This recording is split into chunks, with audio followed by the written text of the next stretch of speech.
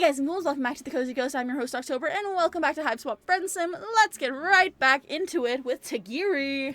Let's not intervene. You know, it's really none of her business what happens. You really don't want to get in between the shopkeeper and Tagiri's sword. For all you know, this really does warrant an immediate execution. Who are you to judge? You do, however, squint a little so you don't have to see the full gory detail of the culling. Turns out it's not nearly as gory as you expected. Tagiri leaps over the counter and swings wildly at the guy, but many of his attacks fail to connect. It's mostly a bunch of bombastic anime-style moves that don't translate well to actual combat. Still, some strikes hit home, drawing a spray of murky gold blood that jolts the shopkeeper out of his petrified fear. He screeches and unleashes a strobing psionic blast from his eyes, causing Tagiri to stagger back, disoriented. The flash of light doesn't seem to have caused any real damage, but it offers the perfect opportunity to flee. By the time your eyes have adjusted to the only thing they see is the back door swinging wildly in his wake. Unsurprisingly, the olive blood is nowhere to be seen as well. Tagiri glances back down at his katana, stained with the blood of the shopkeeper, and slowly sheathes it. His hand is shaking, claws tapping the hilt restlessly. He turns slowly to you, forcing himself back into his usual stoic posture. He got lucky, that's all. He can't hide forever. Let's go. We need to report this to a drone. A drone? Hey, wait a minute, drones don't like me. He strides out of the shop, leaving you to follow hurriedly behind. What a mess. You hesitantly ask him whether it was really necessary to try and kill that boy for what he did. Of course it was. The law is absolute. A foreigner like you might not understand. It is not my duty to question the righteousness of my actions. I am but a tool through which the law is enforced. I am the blade that her imperious condescension wields to maintain order in this world of chaos. Just like this drone. He gestures to one of the big, hulking drones that you've grown all too familiar with during your stay here in Alternia.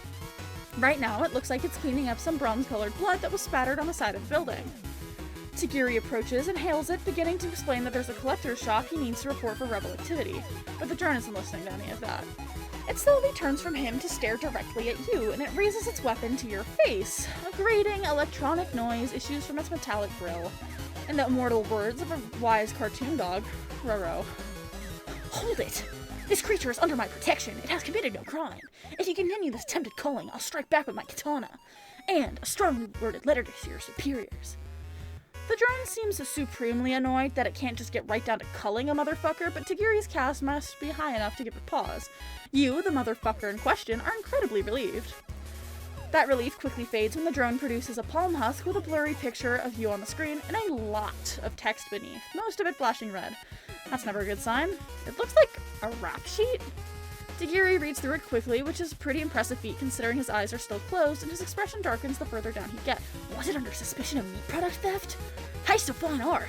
Accomplice to the assassination of a violet blood? Oh!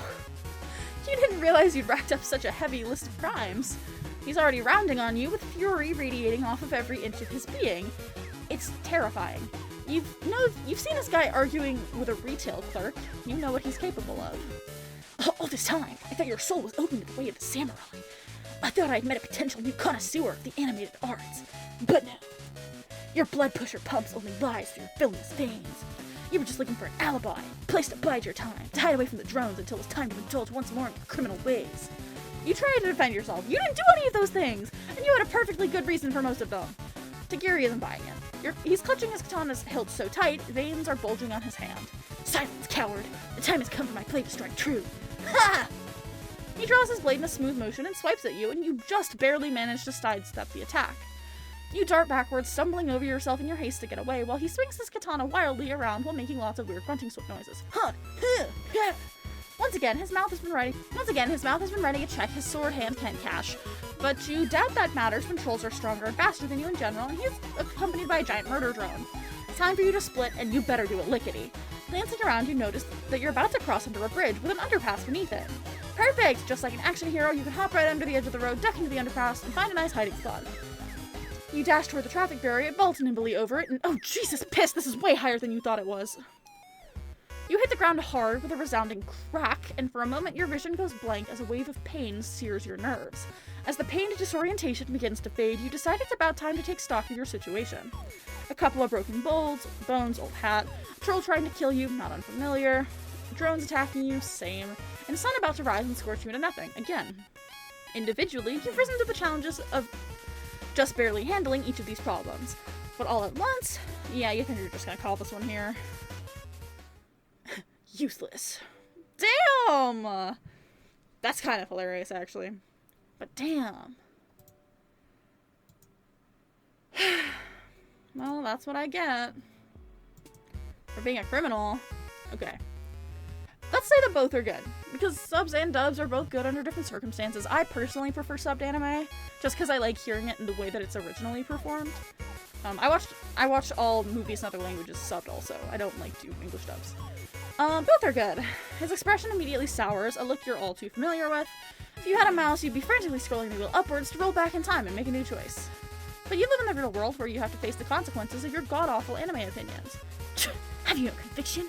The anime club is a sanctuary for those of strong will and finely honed arguments, not a shelter for cowardly pissants. What debate can come from some sycophantic toady such as yourself? How are you gonna stimulate my intellect? You begin to sputter and protest. You're plenty stimulating! You've got a pretty long list of friends and you've stimulated in all kinds of ways, platonic ones mostly, but he's not having any of it. There are other anime fans in this city. Perhaps their gatherings will be more your level. Farewell. Man. Nani go. Anyway. Nani? Anyway. Dubs? Perfect. A fellow connoisseur. Let's continue. Tagiri invites you into his hive with a sweeping bow, and you step into the foyer. The hive looks normal from the outside, normal by troll standards, da-da-da-da-da. Take off his sandals. Is this all the same? Oh, so it's the same thing. Okay. So that's the same, actually. It does the same thing. Sub or dub, you're let in with ease. I picked sub the first time because sub is my favorite way to watch anime. I guess dub also would have worked. You just like have more friend points with him. But we are perfect friends with him, so I'm going to end this episode here. Thank you so much for watching. I hope you have a wonderful rest of your day. Bye!